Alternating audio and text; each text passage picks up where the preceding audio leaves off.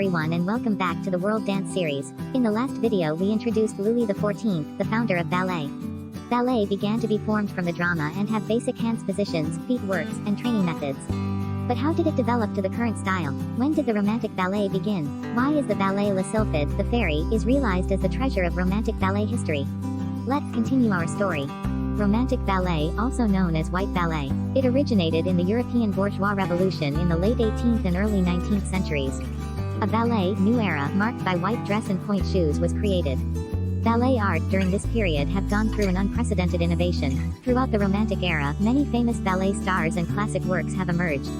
The most important Romantic ballet dancers include Marie Tarioni, Carlotta Grisi, Lucille Gran, Fanny Cerrito, Pauline Leroux and Fanny Elssler. Among them, the ballet, The Fairy, made Marie Taglioni become the first ballet dancer to dance in a white dress with point shoes. The Italian ballet star Marie Tarioni is considered the most famous ballet star during the Romantic ballet period. Her lightly point work skills created a new image of a ballerina. Thanks to this unique dance technique, Tarioni's dances are full of extraordinary lightness and obscure beauty.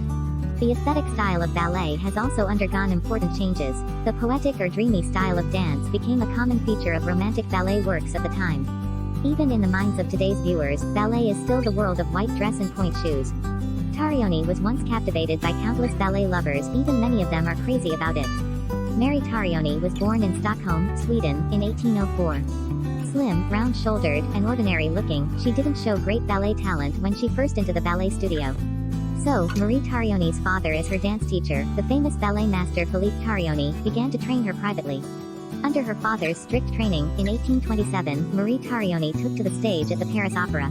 Her light and elegant moves are recognized as the Romantic style among critics and audiences. In 1830, she starred in God and Ballet. In the same year, she performed in the mythical dance drama Plants and Breezes by the French choreographer Diderot. Since her height didn't have an advantage among a group of ballerinas, my father came up with this clever idea of highest heel shoes. In 1832, Marie finally made a successful premiere of the Romantic ballet Le Sylphide, the Fairy, in Paris. The work was created by her father specifically according to her physical features and dance skills. Tarioni and Le Sylphide, the Fairy, shocked the world of ballet. Since then, Tarioni has starred in several Romantic ballets, for example, The Lady of Shangri-La, choreographed by his father in 1838. In 1845, she performed in the famous choreographer Perrault's Ballet Work Grand Pas de Quatre Dance of Four and so on. In 1847, at the age of 43, Tarioni took on her last ballet stage. In 1884, at the age of 80, Marie Tarioni died in Marseille, France. Marie Tarioni was actually born into a ballet family. Many of the dancers were trained by the Tarioni family. The original glory was created by her grandfather, the Italian dancer Carlo Tarioni in the late 18th century. This career tradition lasted for 4 generations. Carlo's 2 sons are very important in the history of ballet. Philip Taglioni and Salvatore Tarioni are both famous choreographers. Besides Marie's father, her brother Paul, like her, was mainly trained in dance by her father. He is an internationally recognized choreographer as well. The most outstanding repertory in Marie Tarioni's dance career was Le Sylphide. It is a 2-act ballet drama. The story of the dance takes place in the Scottish countryside. It tells a love story between the fairy and young Scottish James. James abandoned his wife in pursuit of the fairy in his dreams. The story also reveals the irreconcilable conflict between ideals and reality. Mary used the supernaturally light and flowing point work skills to make the audiences feel like in the heaven. The choreographer also utilized complex and small jumps to fully show off the point techniques and display a fairy image. In the clothing design, the choreographer shaped the fairy's pure and elegant image by simply dress with layered white yarn, thin and clear prop wings, and the arabesques formed on the tip of the foot. Tarioni seemed as flying. Tarioni's version of Le Sylphide didn't be preserved. Today, this ballet Le Sylphide is rehearsed by another ballet master, August Bournonville, the artistic director of Royal Danish Ballet. August Bournonville, August 21, 1805, November 30, 1879, was born in Copenhagen, Denmark. Studying dance with French dancer Auguste Vestries, he created a unique style in ballet, realized as the Bournonville School. From 1830 to 1848, he was the choreographer of the Royal Danish Ballet, where he creates more than 50 works and toured from Denmark to Italy, from Russia to South America. Only a few of these works exist until now. They were after the World War II that Bournonville's work became widely known outside Denmark. Since 1950, the Royal Ballet has conducted several long foreign tours, especially in the United States. Bournonville's most famous ballets are La Sylphide, 1836, Napoli, 1842, Le Conservatoire, 1849, Hermès in Bruges, 1851, and A Folk Tale, 1854. Giselle, O.U. Les Willis, original name was The Willis, is a romantic ballet pantomime. The dance part of Willis's Ghost in the first and third acts is considered a classic masterpiece. It was first performed on June 28, 1841 at the Theatre of the Royal Academy of Sciences in Salle Le Pelletier, Paris. The work was inspired by Heinrich Heine's prose about Al-Lagna Willis and a poem from Victor Hugo's Oriental, Fant Mes. Composer Adolphe Adam wrote the music.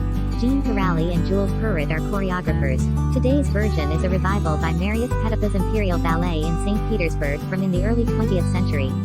It is one of the most classical ballets in the world and one of the most challenging works that has been recognized as a touchstone for ballerinas. The four-person Grand Pas de Quatre is created by Jules Perret in 1845. It has the support from the theatre director Benjamin Lumley and music director Cesare Pugni and kicked off at its London premiere on July 12, 1845. The reason is there are four of the greatest ballerinas of the time, Lucy Grand, Gretche de Grissy, Fanny Cerrito and Marie Tarioni. Pas de Quatre followed the essence of the Romantic style. The fast court music and fast footwork, and graceful postures and elegant arm movements have become iconic elements of the play. Coppelia, the Girl with the Enamel Eyes, is a comic ballet originally choreographed by Arthur St. Leon based on the fairy tale, Der Sandman, The Sandman. It provides a template for the same theme of puppet dance dramas, such as The Nutcracker and Pinocchio. The premiere was in the Paris Opera, Théâtre Impérial de l'Opéra on May 25, 1870. The composer also put forward for the first time the concept of the melody of main characters, which means each main character has their own music. The music will constantly deforms, transforms, or reappears throughout the play, which is for the development of the plot. Tchaikovsky's Swan Lake is the one using the music concept. Another breakthrough was the choreographer used the concept of character dance in this dance drama by incorporating Polish folk dance, mazurka, Austrian folk dance waltz and so on. We will also detail these character dances, a ballet in the chapter, European folk dances. The dance Coppelia, which we can still see in the theater today, is also revived by Petipa's Imperial Ballet in the late 19th century. Petipa's choreography was recorded in the early 20th century using Stepanova's notation. These documentations were later used by dance troupes such as the Vic Wells Ballet, the predecessor of today's Royal Ballet. After the 1860s, Romantic Ballet lost its luster as dancers such as Tarioni, Aixer, Gregg and others bid farewell to the stage. The upper class are hostile to ballet. The number of theaters and schools has been greatly reduced. The main actors are hired on a temporary basis, and the group dancers is selected among amateurs. The content of dance drama is vulgar, mostly for the entertainment. We soon came to the classical ballet era. Most of the romantic ballets introduced today were recreated by a French choreographer for the Russian Ballet Company. He is Marius Petipa, a choreographer known as the father of classical ballet, who created masterpieces such as Swan Lake, Sleeping Beauty, Rimonda, etc. What kind of life experience does he have? Why did he go to Russia? Let's move on next. Thanks for your compliments and positive comments. We have received a lot of message from our audiences. We will get feedback to you soon. Welcome to tell us your questions during the study of dance. If there are any ideas, welcome email